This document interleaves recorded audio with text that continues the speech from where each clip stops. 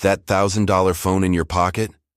It cost the company $250 to make, and they're laughing all the way to the bank while you finance it over 24 months. You just bought the latest smartphone.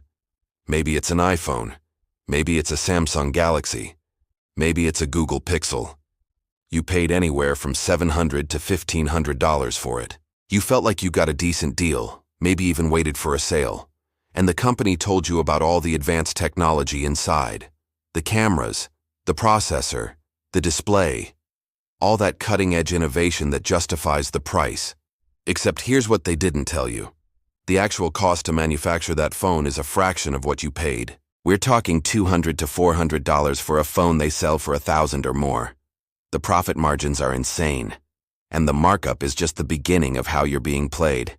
Today, we're tearing apart the smartphone industry. We're going to show you exactly what your phone actually costs to make, where your money really goes, why prices keep climbing even though components get cheaper, and how companies convinced you that $1,000 for a phone is normal.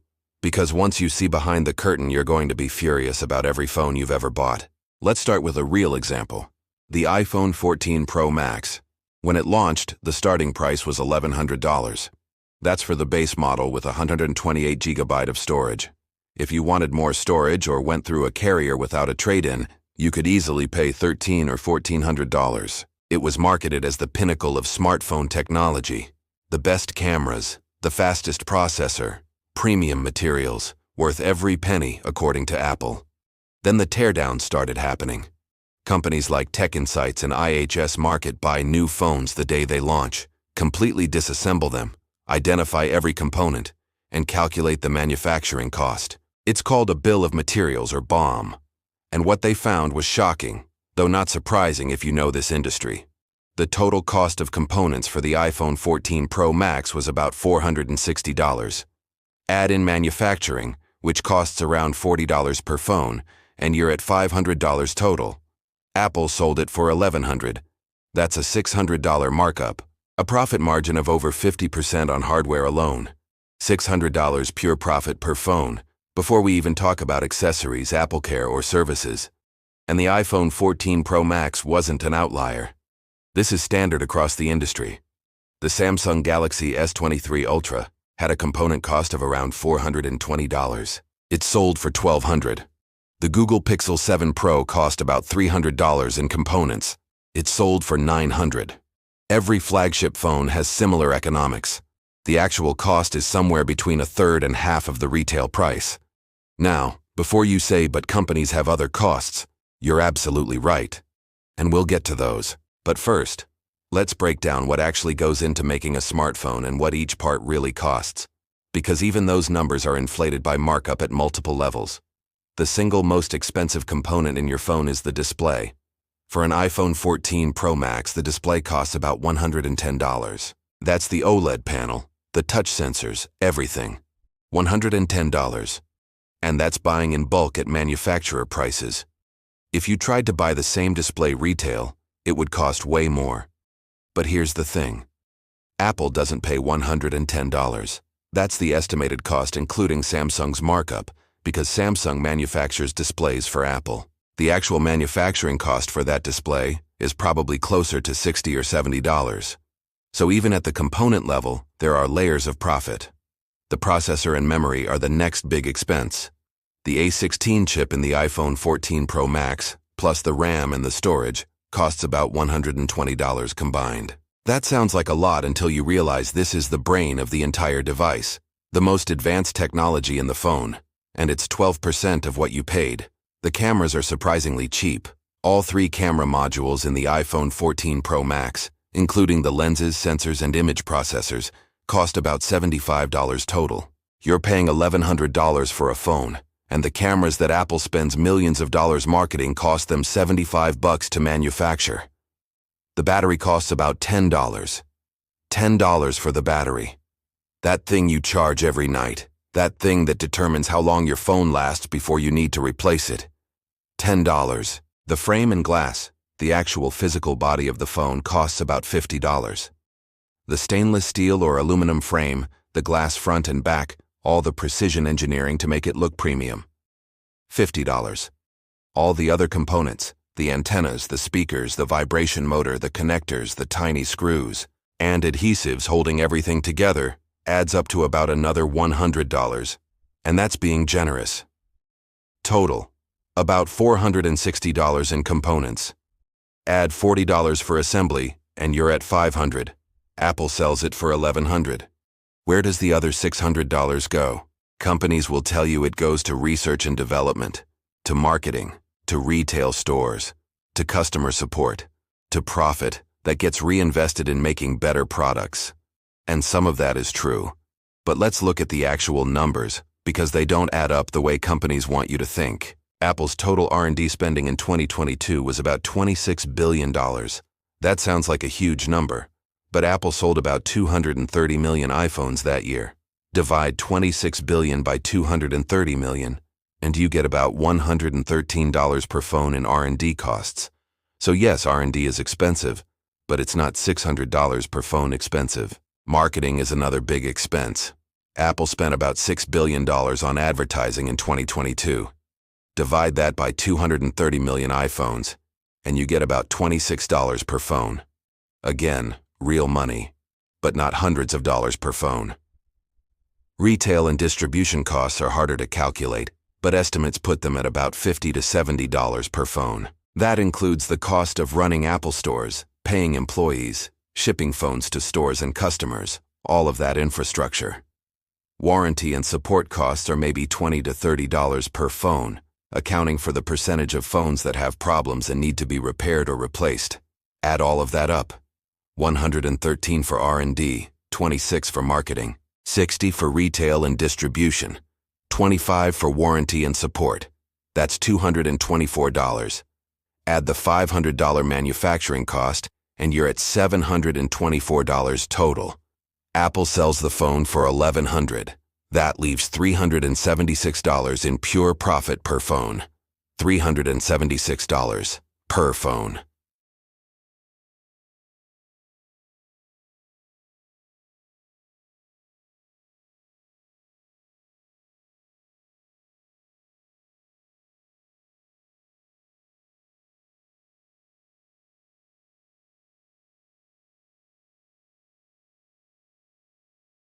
They've convinced people that their phones are worth $1,100 when they cost $700 to make and support. It's brilliant business. It's just not great for you. And Apple isn't even the worst. At least they make good products. There are brands selling phones for $600 or $700 that cost less than $200 to make. Brands you've never heard of.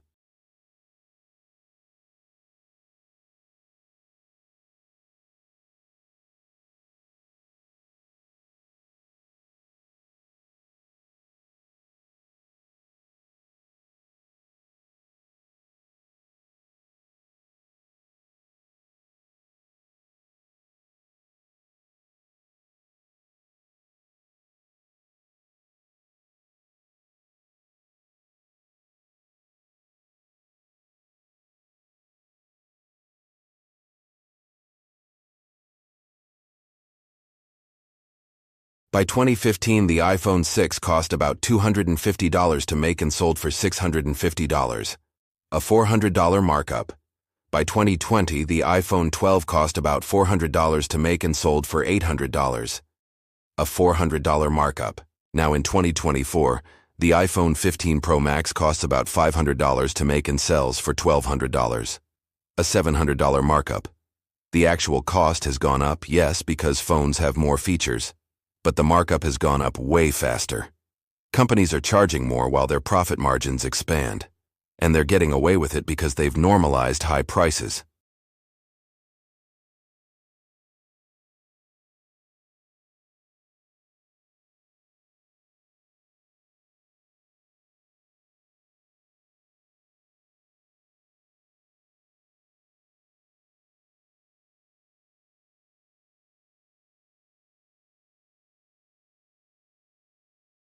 They don't want you paying $1,200 up front because that feels painful. So they offer financing, 24-month payment plans. $30 a month doesn't sound so bad, right? Except you're still paying $1,200 plus interest. You're just spreading the pain out so you don't feel it as much. Carriers are in on this too. They'll offer you a free phone if you sign a contract. Except it's not free. The cost is built into your monthly plan. You're paying for that phone, you just don't see it itemized. And you're locked into their service for 2 years, during which time they're overcharging you for data to recoup the phone's cost. And then some. Trade-in programs are another trick. They'll give you $200 for your old phone toward a new one. Sounds generous until you realize your old phone is worth $400 on the used market. They're giving you half its value, refurbishing it and selling it for $350, making another $150 off your old phone on top of the profit from your new one. And then there's planned obsolescence. This is the most infuriating part. Your phone is designed to become outdated, not because the hardware stops working, but because the software updates slow it down. Apple got caught doing this a few years ago. They were throttling older iPhones through software updates, making them slower, so people would think they needed new phones. Apple claimed they did it to preserve battery life, and maybe that's partially true. But it's convenient that the solution to your phone being slow is buying a new one, isn't it? They paid a $500 million settlement over this, which sounds like a lot until you realize they make $86 billion in profit from iPhones every year. It's a rounding error. Software updates also stop supporting older phones after a few years. Your phone works fine, but it can't run the latest iOS or Android version. So apps stop working. Security vulnerabilities don't get patched. You're forced to upgrade not because your phone broke, but because the company decided to stop supporting it, and repairs are intentionally made difficult. If your screen breaks, you can't just replace it yourself. Well, you can, but the phone might not work properly because of software locks. Apple's been sued multiple times for making third-party repairs difficult or impossible. They serialize components so the phone only works with genuine Apple parts that cost way more than third-party alternatives. The right to repair movement has been fighting this for years. They want laws requiring companies to make parts and repair information available to consumers and independent repair shops. Companies fight it tooth and nail because they make billions on repairs and replacements. If you could easily repair your phone for cheap, you wouldn't buy a new one as often. Let's talk about accessories because this is where companies really gouge you. That charging cable that Apple sells for $30, it costs them less than $3 to make. That's a 1,000% markup. The cases they sell for $50, maybe $5 in manufacturing cost. The wireless chargers for $60, maybe $10 cost. And the most infuriating thing Apple ever did, removing the charger from the box. They claimed it was for environmental reasons. Less packaging, fewer chargers in landfills. Sounds noble, except they kept the price the same. You're paying the same amount and getting less. And then they sell you the charger separately for $20. It's pure profit extraction disguised as environmentalism. Samsung mocked Apple for this when it happened. They ran ads making fun of Apple for not including a charger. Then a year later, Samsung did the exact same thing. Because once one company gets away with it, everyone follows. Now almost no flagship phone comes with a charger. You're expected to buy it separately or use an old one. The storage markups are criminal. Apple charges $200 more for a phone with 512 GB instead of 128 GB. The actual cost difference in storage chips? About $35. They're charging you $200 for $35 worth of components. That's a 570% markup on top of the already inflated phone price. This is why Apple offers so many storage tiers. It's not about giving you options. It's about price discrimination. People who need more storage are usually willing to pay more. So Apple charges them way more than the storage actually costs. It's brilliant and evil at the same time. The same thing happens with RAM. Companies charge huge premiums for phones with more RAM. The actual cost difference is minimal, maybe $15 or $20 in components. They charge you $100 or more, because they can. And don't even get me started on Pro models. Apple charges $300 more for the iPhone 15 Pro Max compared to the regular iPhone 15. The actual difference in component costs? Maybe $100. The Pro has a slightly better camera system, a titanium frame instead of aluminum, and a better display. Those things cost more, but not $300 more. The rest is just markup for people willing to pay for the best version. It's the same strategy luxury brands use. Create a premium tier and charge way more than the incremental cost justifies. People who want the best will pay for it, and people who buy the regular version feel like they're getting a deal even though they're still overpaying. Let's talk about what happens in the factories where phones are actually made, because this is important context for understanding where your money goes. Most smartphones are assembled in China, primarily by a company called Foxconn. Foxconn is Apple's main manufacturing partner, but they also make phones for other brands. The working conditions in these factories have been controversial for years. Long hours, low wages, strict rules. There have been reports of workers living in dorms at the factory, working 12-hour shifts 6 days a week, making a few dollars an hour. Some factories had to install suicide nets because workers were jumping off buildings. That's how bad it got. Now, to be fair, conditions have improved somewhat after all the negative publicity, but the wages are still incredibly low by Western standards. A factory worker assembling iPhones makes about $3 to $4 per hour. They might assemble 50 phones in an hour. Those phones sell for a combined $55,000. The worker gets $4. See the disconnect? Apple and other companies say they audit their suppliers and require certain labor standards, and they probably do to some extent. But the fundamental economic reality is that these phones are manufactured in countries with low wages because it's cheaper.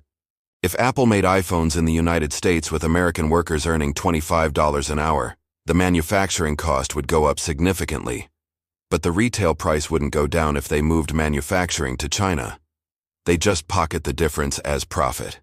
This is part of why the "Designed in California, Assembled in China" label exists. Companies want to associate themselves with the innovation and creativity of Silicon Valley, while hiding the reality of how and where their products are actually made.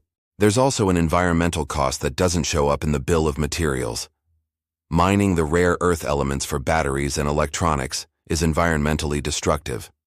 Lithium mining uses enormous amounts of water. Cobalt mining in the Congo involves child labor.